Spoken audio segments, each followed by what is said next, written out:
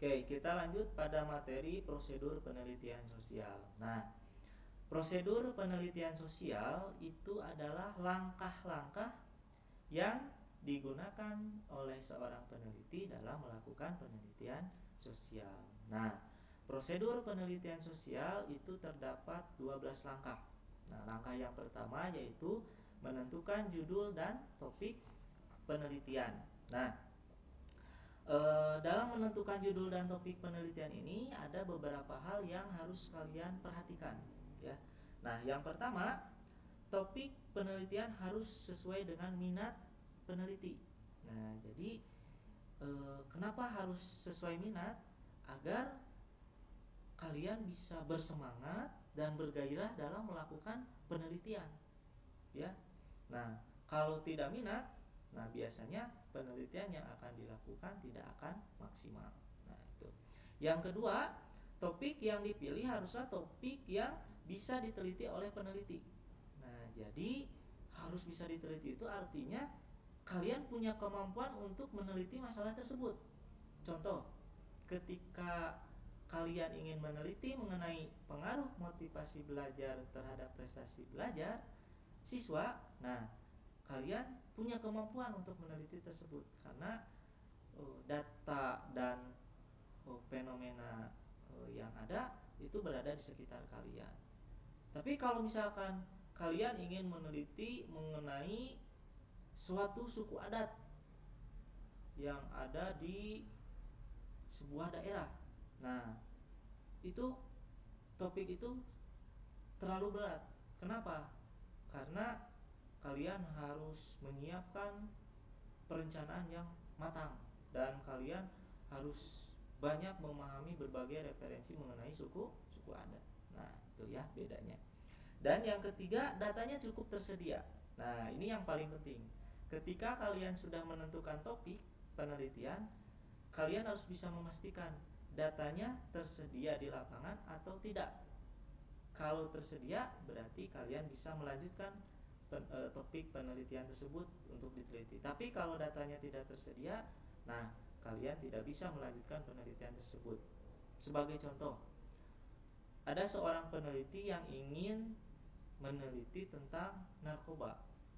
Nah, tentang penyimpangan seseorang yang menyalahgunakan narkoba, ya. Nah, peneliti tersebut belum merasa yakin karena data yang ada di lapangan sangat sulit. Maksudnya dia belum tahu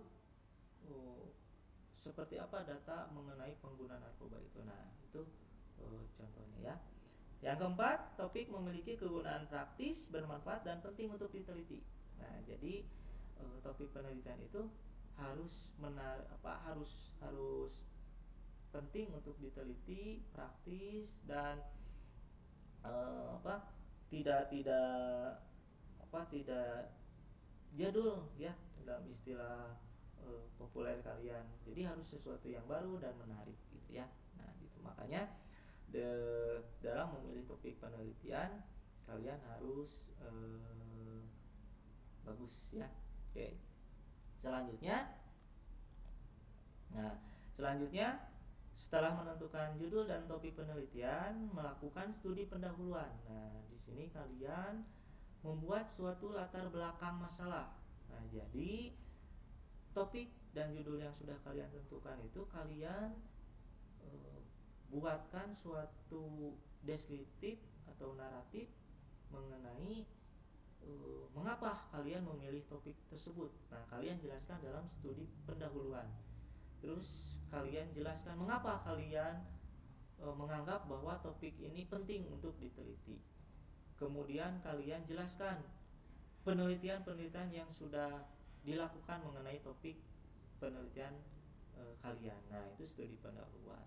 Kemudian yang ketiga ada merumuskan masalah. Nah, perumusan masalah ini lanjutan dari studi pendahuluan, hanya penekanannya berbeda. Nah, kalau merumuskan masalah ini tujuannya untuk memfokuskan peneliti dalam mencari data yang ada di lapangan. Jadi merumuskan masalahnya itu dirumuskan ya, di ditentukan apa aja yang akan kita cari nanti di lapangan ya. Nah, kemudian yang keempat ada menetapkan hipotesis. Nah, hipotesis adalah kemungkinan jawaban sementara atau dugaan sementara dari penelitian yang akan dilakukan. Contohnya tadi ya, penelitian mengenai pengaruh motivasi belajar terhadap prestasi belajar. Nah, misalkan kita buat hipotesisnya. Hipotesisnya ada pengaruh motivasi terhadap prestasi belajar. Nah, itu hipotesis ya. Nah, tapi kan kita belum tahu ya seberapa besar pengaruhnya. Nah, itu perlu diteliti ya dan diuji hipotesisnya.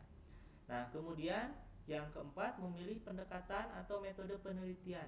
Nah, metode penelitian adalah metode atau cara yang digunakan untuk peneliti dalam menggali, mencari, dan mengumpulkan data penelitian.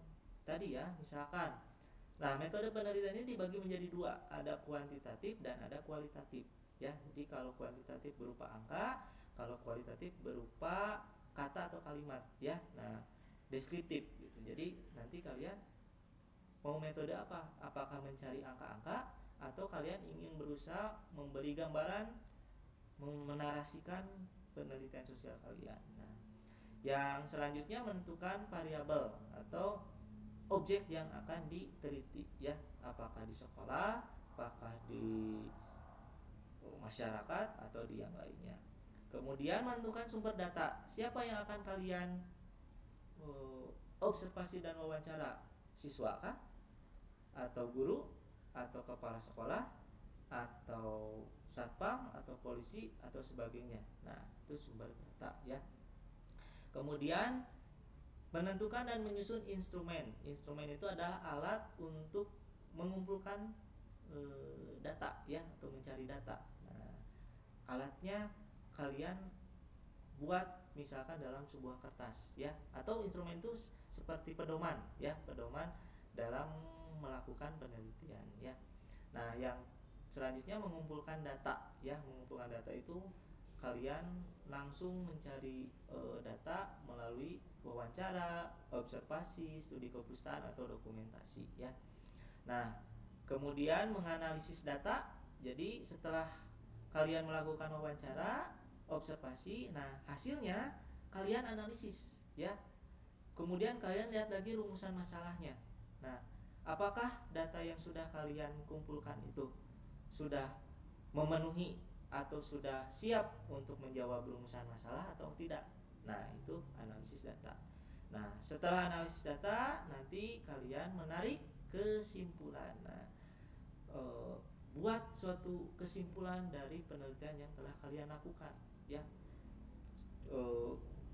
Cara menarik kesimpulannya adalah dengan melihat lagi rumusan masalah dan data-data yang telah dikumpulkan. Nah, terakhir kalian harus membuat laporan.